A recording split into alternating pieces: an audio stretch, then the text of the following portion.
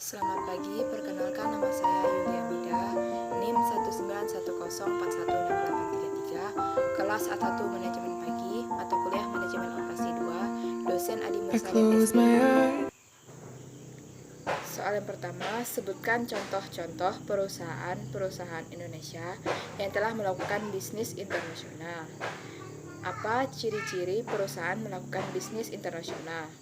Contohnya, Martha Tillaer Group, Bio Farma, Inaco atau Indonesia Nata de Coco, Kelola Mina Laut atau KLM, Telkom Indonesia, Indofood, dan Sido Muncul. Ciri-cirinya, yang pertama, kegiatan Inocom generating atau pendapatan melampaui batas negara. Yang kedua, memiliki manajemen global untuk koordinasi cabang-cabang di banyak negara.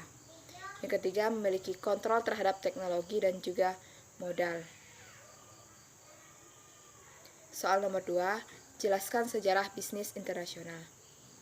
Jawabannya, perdagangan bisnis internasional merupakan kegiatan dagang yang dilakukan dengan melampaui batas-batas suatu negara. Selain itu, bisnis internasional juga dapat diartikan sebagai kegiatan bisnis yang dilakukan oleh perusahaan suatu negara dengan penduduk negara lain atas dasar kesepakatan bersama.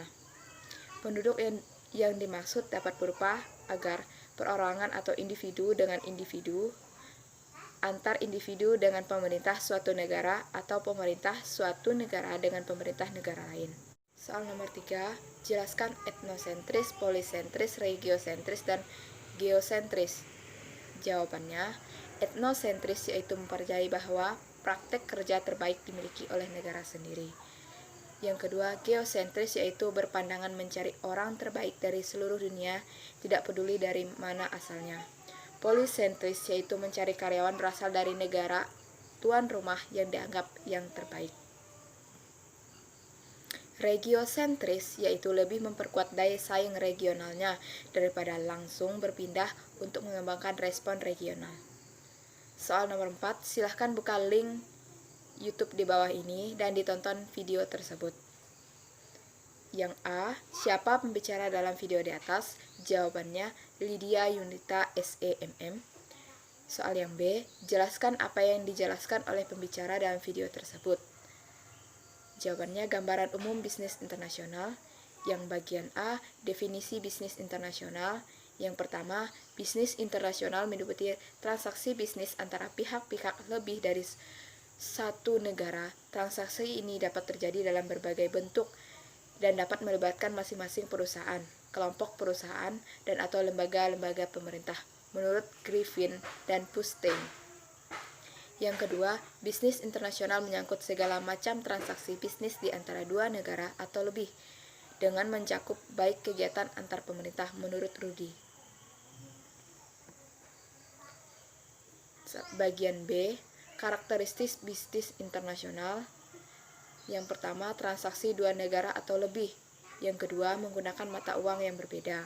Yang ketiga, sistem hukum yang berbeda. Yang keempat, budaya yang berbeda. Yang kelima, ketersediaan sumber daya.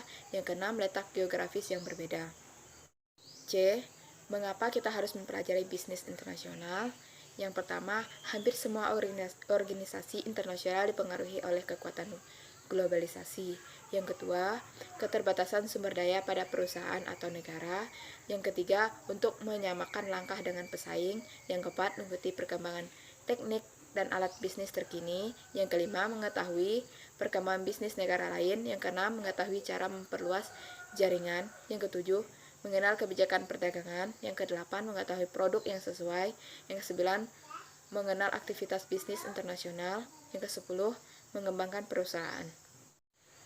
D. Aktivitas bisnis internasional. Yang pertama, ekspor dan impor. Yang pertama, visible trade atau merchandise export and import. Yang kedua, invisible trade, service export and import. Yang kedua, investasi internasional. Yang pertama, penanaman modal asing atau PMI. Yang kedua, investasi portofolio FPI.